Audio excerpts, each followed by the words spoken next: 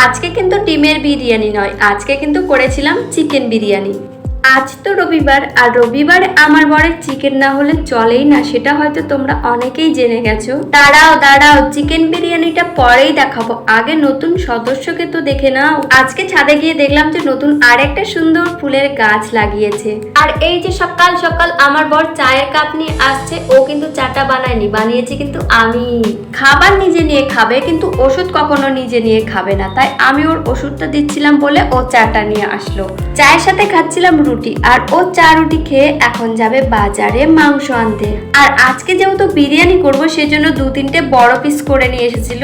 আমি তো এদিকে মাংস ধুচ্ছিলাম আর ও কাটছে সবজি, মানে পেঁয়াজ রসুন। শুধুমাত্র পেঁয়াজ রসুন কাটবে আর নিয়ে চলে এসেছে সবকিছু। আর পেঁয়াজগুলো কেটেছে কি সুন্দর করে দেখো। আমার বরটা কিন্তু ভালোই কাজ করতে পারে, কিন্তু করে না, তাই একদমই করে না সেটা বললে হয়তো ভুল বলা হবে, কারণ আমার কোনো প্রবলেম বা শরীর খারাপ হলে তখন কিন্তু ওই করে।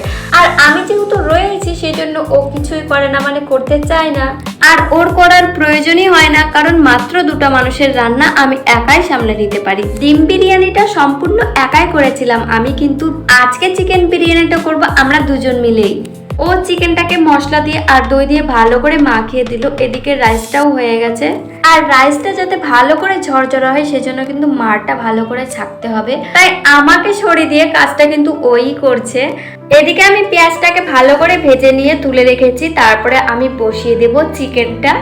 চিকেনের পিসগুলো কিন্তু দারুণ ছিল, আর আমি ভয়ও পাচ্ছিলাম যে ডিম বিরিয়ানি তো কোনো রকম হয়ে গেছে, কোনো রকম না, ভালোই হয়েছিল, কিন্তু চিকেন বিরিয়ানিটা যে কেমন হবে। বিরিয়ানিতে তো চিকেন থাকবেই, তার সাথে কিন্তু চিকেন কষাও রাখবো, তো সেই জন্য একসাথেই সম্পূর্ণ মাংসটা দিয়ে দিয়েছি। আমি তো সব মশলা দিয়েই মাংসটা চাপিয়েছিলাম, কিন্তু আমার বর বলছে নাকি মশলা কম হয়েছে, তো সেই জন্য আবার করে মশলা দিচ্ছিল ও। আমি যখন ডিমের বিরিয়ানি করেছিলাম তখন একটা দিদি কমেন্ট করেছিল যে চিকেন বিরিয়ানি করো, আর আজকে যেহেতু রবিবার চিকেন খাওয়ারই দিন, সেই জন্য ভাবলাম যে চিকেন বিরিয়ানিটা করেই ফেলি। আর এমনিতেও বিরিয়ানি করার জন্য সমস্ত মশলা ঘরেই ছিল, সেই জন্য বানিয়েই ফেললাম। চিকেনটা দেখে এতটাই মনে হচ্ছিল টেস্টি হবে যে না খেয়ে আর থাকতে পারলাম না, আমি তো খেয়েই নিলাম। আর আমি একা খাবো সেজন্য আমার বরকেও একটু খাইয়ে দিলাম। মাংসটা একদমই রেডি বিরিয়ানি করার জন্য, তো আমরা কিছুটা মাংস তুলে রাখলাম কষা খাবার জন্য।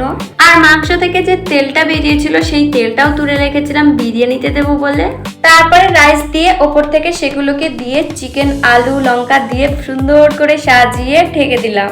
আর হ্যাঁ, গোলাপ জল, আতুর, কেওড়া জল এগুলো ছাড়া তো বিরিয়ানি অসম্পূর্ণ। বাড়িতে বানিয়েছি ঠিকই, কিন্তু খেতে কিন্তু হয়েছে একদম দোকানের মতো।